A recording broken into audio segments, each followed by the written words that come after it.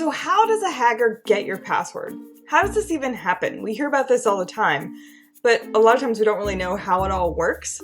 So in this video, I'm going to talk about a couple common ways that someone gets your password. So you might have heard about data breaches. Data breaches are something that happens to oftentimes big company or corporate websites. And sometimes someone getting your password isn't even your fault. A big site where you have an account, it could be anything from like Target.com to Facebook to any one of your online accounts. A site could get hacked and all of the data, it's called a data breach, can be basically taken from that website. So then that's where your account information is, and that gets compromised. Hackers do this a lot, and they target big websites like that because a lot of times those websites aren't keeping up with their security as well as they could because they've got so many things going on otherwise that a hacker can get into their system and basically take the data from it. Why do hackers do this? Because they can sell that data on the dark web. So if they get a couple 100,000 usernames and passwords, they can go sell that whole group of username and passwords on the dark web, and then someone can buy that on the dark web and then go and be spamming all of those username and passwords or sending malware or all sorts of stuff to those username and passwords. So it's like really valuable for a hacker to go and just steal usernames and passwords. Well, if you happen to have an account in one of those websites that has a data breach and your account information gets compromised in that data breach, that's one way that a hacker can get your password, and that's a pretty common way. Another way a hacker can get your password is through something called phishing.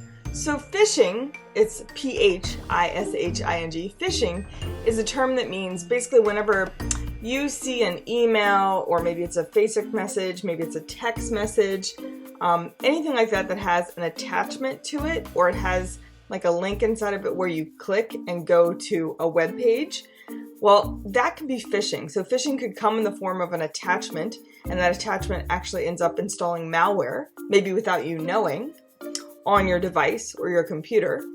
And then that malware crawls in and is able to basically go extract your account information, your usernames and passwords from your accounts, and then be able to compromise your data. So that's called phishing. It also can happen if you click a link and you go to a page that looks like the account that you would normally be logging into, but it's actually a clone, it's a fake. And you log in with your username and password, well, it's actually a fake page, and that fake page was built to basically trick you into entering your details, and then it captures it, and then they've got your username and password. So that's called phishing. Another way a hacker can get your password is just because your password's too simple. And they can use software called like brute force cracking. And the brute force cracking software can basically try to log into your account and use multiple combinations over time to just figure out what your password is. So if they may know your email, for instance, and you've got a really simple password like password or 123456 or something like that, or whatever, or maybe it's your birth date, or maybe it's your child's name, they can crawl around and figure out what are some of the relevant details related to you, and the brute force cracking software can just try hundreds of thousands of combinations until it finds, ta-ding, the right password combination, and then they get into your account. So that's called brute force attacks, and that happens if you have simple passwords. So that's one of the reasons why you don't want to have a really predictable password, and why you don't want to use a password like the same one across multiple accounts, because if they get hacked into one of your accounts and you have that same password in 30 different accounts, they've got access to all of that. Another way a hacker can get your password is by setting up a phony Wi-Fi network. So you might be in a free Wi-Fi area like a coffee shop or an airport or something like that, and you get onto the free Wi-Fi. Well, a hacker can create a phony, what's called an evil twin Wi-Fi network, where it is a Wi-Fi network and you log on to that one, but it's actually an evil one.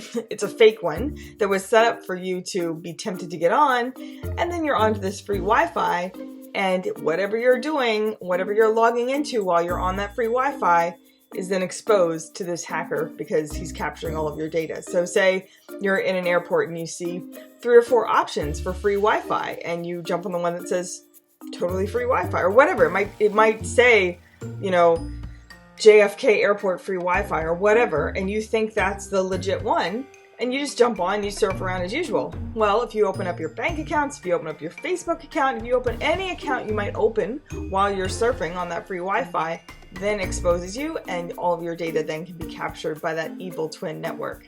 So how can you stay safe? Well, first of all, having a more complicated password, even though it's annoying and it's inconvenient, is one of the best ways to stay safe. Another way is to use a different password on each account, which again is inconvenient because it's hard to remember this stuff, but that will help protect you in the future. A third way that's actually easier, but solves both of those problems, is to have a password manager.